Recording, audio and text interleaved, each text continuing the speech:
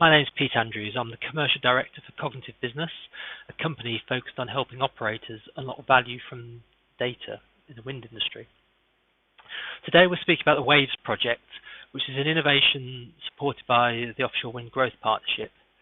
WAVES is an acronym for Wind Accessibility Verification for Enhanced Safety, and the project has been brought about to support the industry in the difficult challenge of managing safe vessel access to offshore wind farms.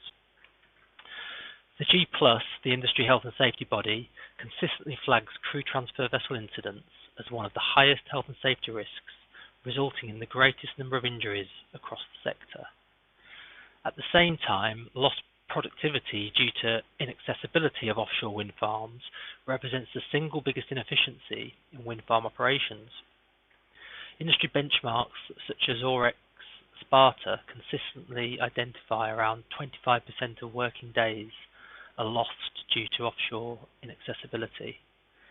The dynamic between these metrics sets up a very challenging environment for wind farm operators, where productivity and safety can be put in direct tension. The challenge for operational personnel is that there are many related variables to take into consideration when trying to assess these risks around safe vessel transit and transfer, making the decision-making extremely difficult. As a result, the industry has tended to default to a measure of average wave height over a time period as a rule of thumb metric.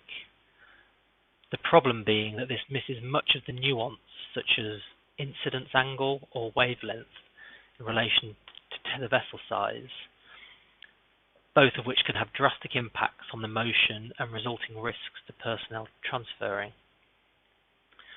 The WAVES project then has been conceived to investigate whether advances in data science, particularly modern machine learning techniques, can be brought to bear on this problem to support the industry with a clearer objective metric for risk around accessibility, allowing a consistent management of wind farm transfers, reducing risk whilst at the same time maximising productivity.